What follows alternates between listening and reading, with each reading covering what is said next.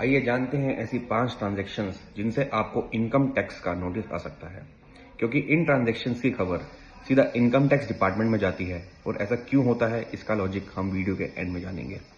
पहला, अगर आपने अपने सेविंग अकाउंट के अंदर साल भर में 10 लाख से ज्यादा कैश डिपॉजिट या कैश विड्रॉल किया है, तो बैंक इन ट्रांजैक्शंस की खबर इनकम टैक्स डिपार्टमेंट को देता है। सेकंड, अगर आप अपने क्रेडिट कार्ड का बिल 1 लाख से ऊपर कैश में पे करते हैं या फिर 10 लाख से ज्यादा बैंकिंग चैनल्स के थ्रू पे करते हैं, तो ये भी रिपोर्ट होता है। थर्ड, अगर आप 30 लाख से ज्यादा वैल्यू की इमूवेबल प्रॉपर्टी सेल या परचेज करते हैं, तो रजिस्ट्रार ऑफिस और सब रजिस्ट्रार ऑफिस इन ट्रांजैक्शंस को इनकम टैक्स डिपार्टमेंट को रिपोर्ट करता है।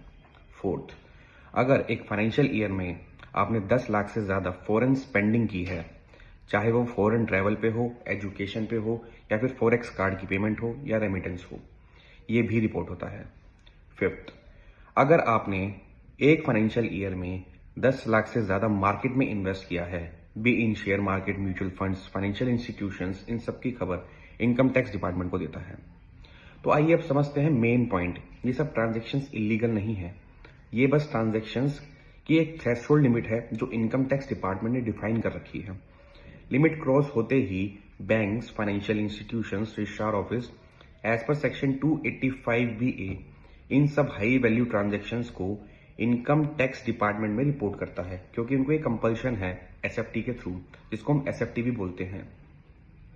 फिर इनकम टैक्स डिपार्टमेंट आपकी इन ट्रांजैक्शंस को आपकी इनकम से मैच करता है, और अगर कोई मिसमैच मिलता है तो वो नोटिस सर्व करता है। और अगर आप जस्टिफाई नहीं कर पाते हैं तो हैवी पेनल्टीज भी लगती है। इसलिए अपनी जो भी डिपॉजिट्स हैं, इन्वेस्टमेंट्स हैं, उनका प्रॉपर प्रूफ रखिए, और फैमिली गिफ्ट्स या फिर लोन है उनकी प्रॉपर डॉक्यूमेंटेशन रखिए। अगर सब कुछ डॉक्यूमेंटेड है और आपकी आईटीआर इन एक्सपेंडिचर्स को जस्टिफाई करती है, तो आपको नोटिस से डरने की कोई चिंता नहीं है।